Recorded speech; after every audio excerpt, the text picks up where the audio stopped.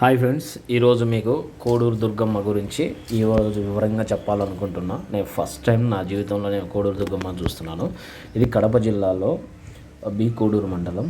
Okay, ఇక్కడ నుంచి ఇప్పుడు మెయిన్ పూర్వమెల్ల రూట్ నుంచి ఎగ్జాక్ట్గా 16 కిలోమీటర్స్ ఉంటుంది. ఓకే, ఇక్కడ చాలా పురాతనమైనటువంటి దేవస్థానము. అప్పుడు పూర్వీకులు 1834 నుండి ఈ గ్రామం వసతులు కలిగి ఉండేది. వ్యాపారస్తులు ఉండి అన్ని సరుకులు దొరికేవి, పేట స్థలంగా ఉండేది అనమాట. ఇక్కడ యాత్రికుల కోసం సత్రం ఉండేది. కోడూరు దగ్గరలో అడవి ఉండేది, బాగా ఫుల్గా పెద్ద పెద్ద అడవి ఉండేది అనమాట.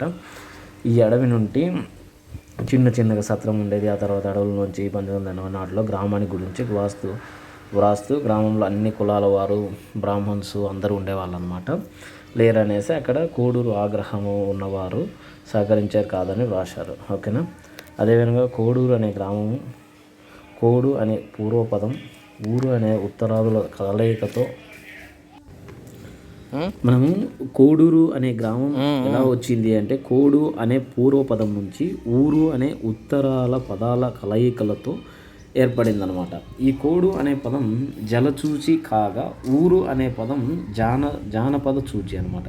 కోడూరు అర్థం చిన్న నది లేదా నది యొక్క శాఖ అనే ఒక చిన్నది. గుడి పక్కలోనే ఒక నది ఉంటుంది, పెద్ద పారెలాగా నది ఉంటుంది అనమాట, శాఖ లేదు. ఈ దగ్గరలో నీటి పొలం లేదా కొండకోన అనేక అక్షరం సంక్షిప్తంగా వేరేది సూచించింది అనమాట. అదేనే కాకుండా ఇక్కడ లోపల అమ్మవారి దగ్గరగా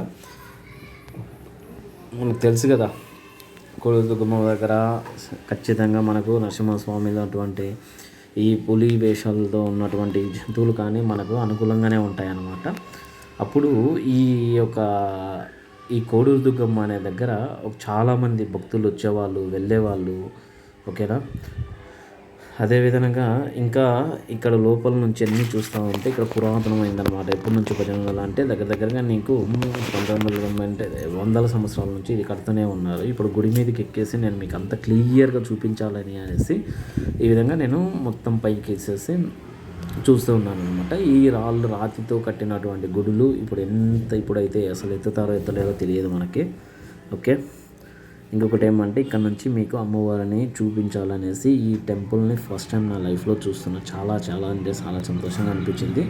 ఒక గ్రామానికి ఒక చిన్న రోడ్డు ఉన్నా కూడా అంత ఫేమస్ అయింది అంటే కడప జిల్లాలో కోడూరు కనకదుర్గమ్మ అంటేనే ప్రతి ఒక్కరికి ఆశీస్సులు ఉంటాయి.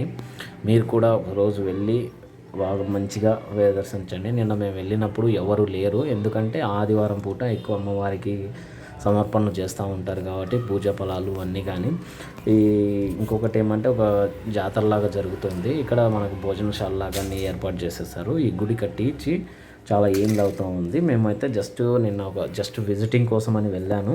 ఈ కోడూరు అనే గ్రామం ఏంటి, కోడూరు అనే పూర్వపదం ఏంటి అని ఎవరినో అడిగితే మాకు ఇలా చెప్పారనమాట. ఇక్కడ పలానా నుంచి పలానాది ఈ విధంగా ఉండేది, ఇలా చేసాము అనేసి. చూడండి, అప్పట్లో కొంచెం వాటర్ ట్యాంక్ కొంచెం డిఫరెంట్ కట్టేశారనమాట.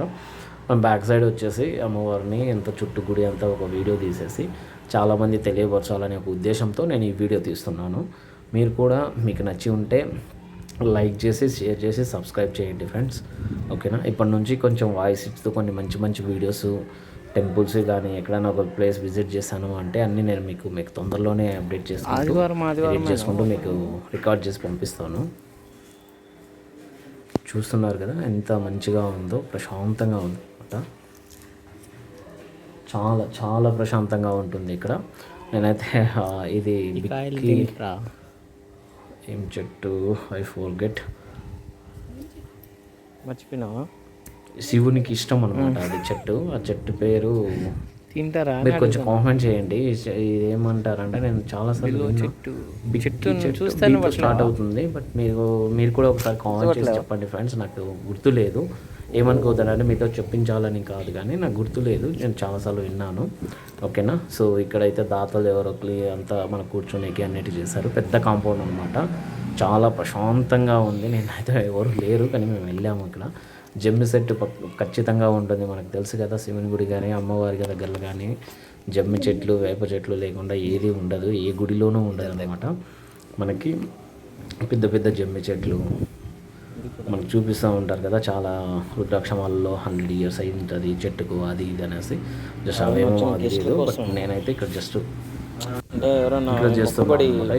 ఇక్కడ వచ్చేసి అన్నదాత బాగా మంచిగా చేశారనమాట. కొంతమంది స్పాన్సర్స్ అయితే చేస్తూ ఉన్నారు. చిన్న గుడిగా ఉన్నిందంట ఇప్పుడు అంతా డెవలప్ చేసేసి మంచిగా పెట్టారు. ఆదివారం పూట అయితే అన్నదానము అన్ని విధాలుగా చేస్తారు. ఇక్కడ తిరునాళ్ళు చేసే టైంలలో ఇక్కడ మొత్తం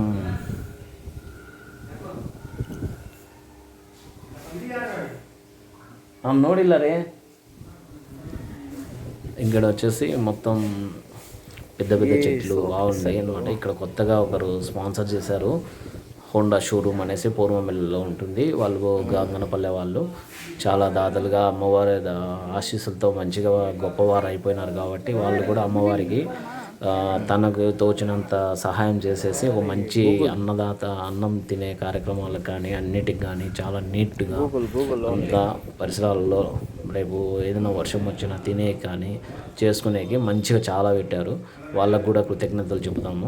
ఎందుకంటే వాళ్ళ తోచినంత సహాయంతో అమ్మవారికి ఇంత పెద్ద తినేకి మంచి ఆశీర్వాదం చేయాలని వాళ్ళకి అందరికీ మంచిగా ఇంకా ఎన్నెన్నో అందరికీ జరిగి కోరుకున్నవన్నీ మీరు కోరుకున్నవన్నీ మీరు దక్షిణ రూపంలో ఇచ్చేసి వాళ్ళకి ఇంకా ఏమన్నా డెవలప్ చేసేదానికి సహకరిస్తారని నేను మనస్ఫూర్తిగా కోరుకుంటున్నాను.